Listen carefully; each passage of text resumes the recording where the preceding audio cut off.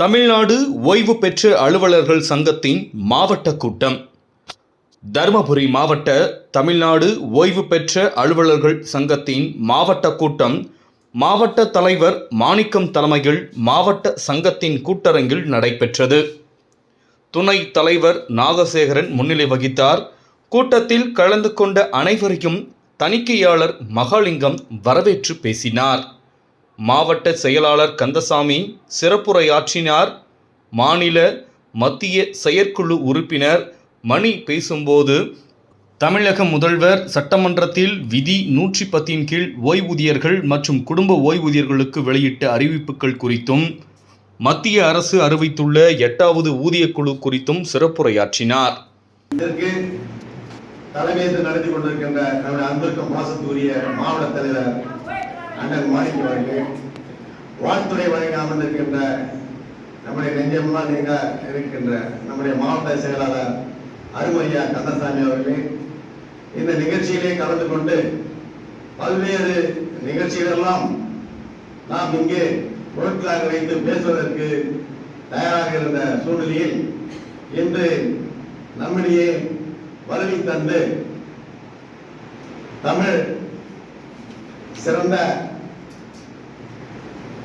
தாய் அகா என்ற தமிழ் கடிதம் எழுதுவதிலே இந்திய அளவிலே மிகவும் சிறப்பாக தமிழிலே கடிதம் எழுதி பாராட்டுகளையும் வெகுமதியும் பெற்று இன்று இந்த கூட்டத்திலே வருகை தந்துள்ள நம்முடைய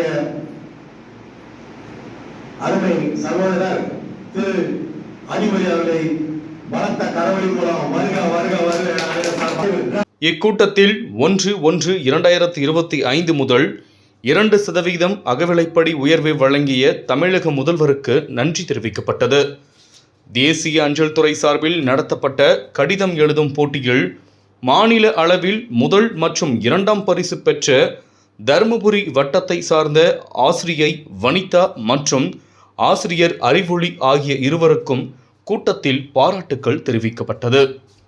21 மாத ஊதியக்குழு நிலுவைத் தொகையை உடனடியாக ரொக்கமாக வழங்கிட வேண்டும். பங்களிப்பு ஓய்வூதிய திட்டத்தை ரத்து செய்துவிட்டு பழைய ஓய்வூதிய திட்டத்தை அமுல்படுத்த வேண்டும். 21 மாத ஊதியக்குழு நிலுவைத் தொகையை வழங்கிட வேண்டும். குடும்ப பாதுகாப்பு நிதி 50,000 ரூபாயை 2.5 லட்சமாக உயர்த்தி வழங்க வேண்டும். 70 வயது நிரம்பிய ஓய்வூதியர்கள் மற்றும் குடும்ப ஓய்வூதியர்கள் அனைவருக்கும் 10% கூடுதல் ஓய்வூதியம் வழங்கிட வேண்டும். ஓய்வூதியர்கள் மற்றும் குடும்ப ஓய்வூதியர்கள் தற்போது பெற்று வரும் மருத்துவப்படி 300ஐ 1000ஆக உயர்த்தி வழங்கிட வேண்டும் என்பது உள்ளிட்ட பல்வேறு தீர்மானங்கள் நிறைவேற்றப்பட்டன.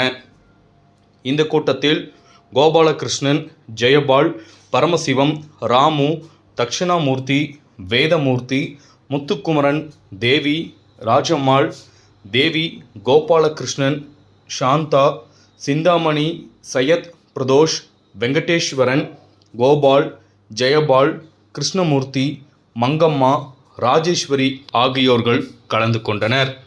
இறுதியில் மாவட்ட பொருளாளர் ஜெயபால் நன்றி கூறினார்.